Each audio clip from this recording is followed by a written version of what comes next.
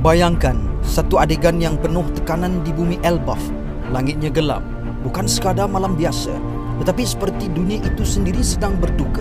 Sisa-sisa peperangan masih bersepah di setiap penjuru. Api kecil terus menyala, menghanguskan tanah yang pernah menjadi simbol kekuatan bangsa gergasi.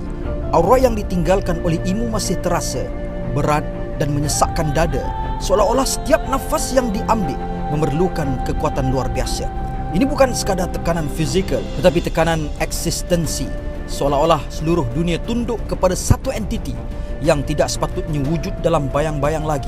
Para pejuang yang masih berdiri hanya mampu menahan diri.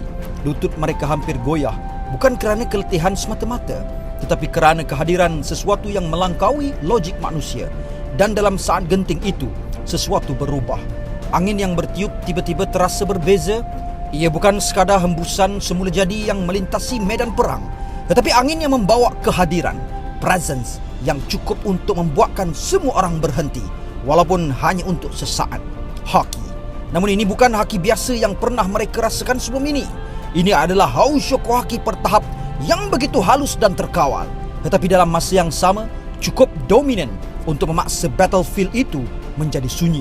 Tiada jeritan, tiada dentingan senjata, hanya kesunyian yang lahir daripada rasa hormat dan ketakutan. Dari jauh, satu siluet kapal mula muncul, perlahan-lahan menembusi kabus peperangan. Kapal itu bukan asing bagi mereka yang memahami dunia ini. Raid Force. Dan di hadapan kapal itu berdiri seorang lelaki yang tidak memerlukan pengenalan. Rambut merahnya beralun ditiup angin. Satu tangannya tiada, namun auranya tidak pernah berkurang walaupun sedikit. Akagami no Shanks akhirnya kembali ke Elbaf. Persoalan yang muncul bukan sekadar kenapa dia datang, tetapi kenapa sekarang. Elbaf bukan tempat asing bagi Shanks. Dalam naratif dunia One Piece, Elbaf sentiasa dikaitkan dengan maruah, kehormatan dan kekuatan sejati. Ia adalah tanah para pahlawan, tempat di mana kekuatan bukan sekadar diukur melalui kuasa fizikal, tetapi juga melalui prinsip dan nilai. Dan Shanks adalah manifestasi kepada semua itu. Hubungan antara Shanks dan bangsa gergasi bukan sekadar teori kosong. Ia telah lama dibayangkan sebagai sesuatu yang lebih mendalam. Mungkin sekutu lama, mungkin juga penjaga keseimbangan yang tidak diiktiraf secara rasmi. Jika Imu sudah turun padang secara langsung di Elbaf, maka ini bukan lagi konflik biasa. Ini adalah ancaman kepada keseimbangan dunia itu sendiri.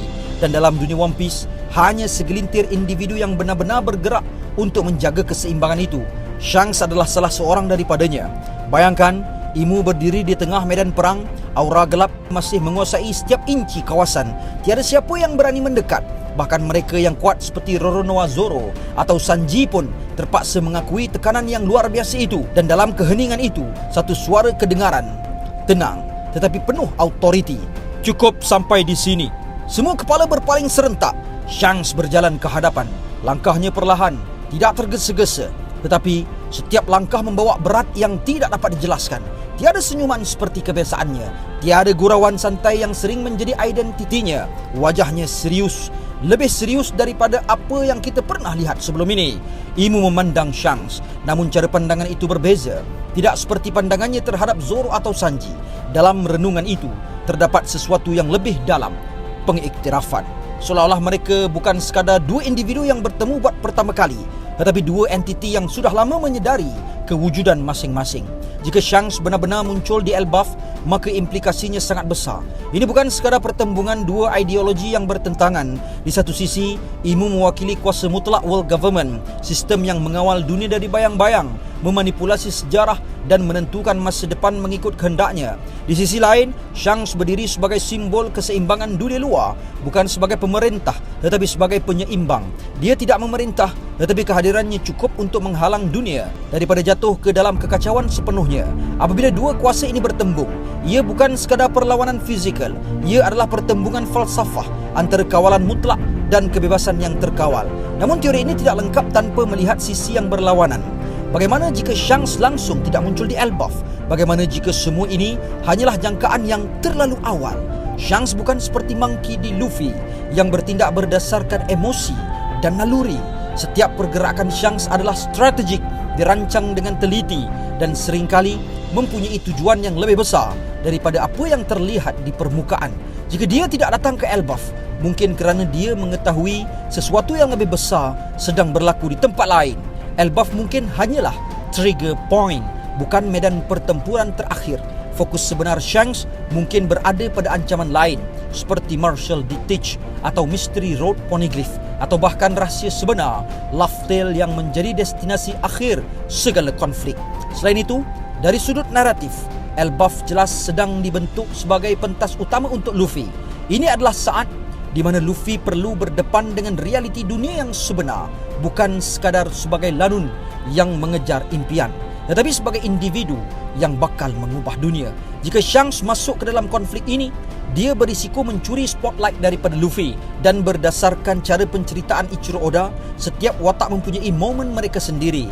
Shanks mungkin bukan watak yang akan mengambil alih pentas pada saat ini. Sebaliknya, dia mungkin sudah memainkan peranannya dari jauh, memastikan bahawa semua pergerakan berlaku seperti yang sepatutnya tanpa perlu campur tangan secara langsung.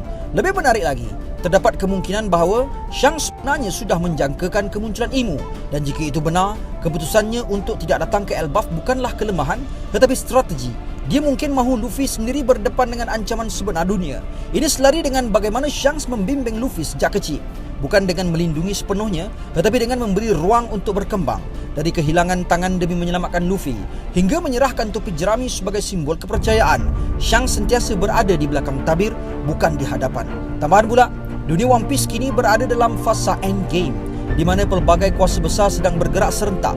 Selain Blackbeard, terdapat juga Revolutionary Army, World Government dan potensi kebangkitan senjata purba. Jika Shanks pergi ke Elbaf, siapa yang akan mengawal situasi di tempat lain? Dunia ini terlalu besar untuk ditinggalkan tanpa pengawasan. Mungkin Shanks kini sedang berdepan ancaman lain yang sama pentingnya, atau mungkin lebih besar daripada konflik di Elbaf itu sendiri.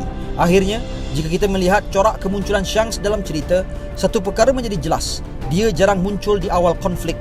Dalam Marineford War, dia hanya muncul di penghujung untuk menghentikan peperangan. Selepas Wano Arc, dia muncul hanya selepas semuanya selesai. Ini menunjukkan bahawa Shanks bukan early player tetapi final piece. Dia adalah elemen yang akan masuk apabila dunia berada di ambang kehancuran sepenuhnya. Jadi mungkin Elbaf bukan masa untuknya lagi. Mungkin dia akan muncul hanya apabila dunia benar-benar hampir runtuh. Kesimpulannya, persoalan sama ada Shanks akan datang ke Elbaf kekal sebagai misteri yang membuka pelbagai kemungkinan.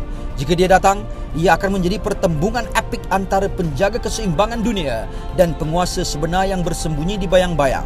Jika dia tidak datang, itu mungkin kerana peranannya lebih besar daripada sekadar satu medan perang.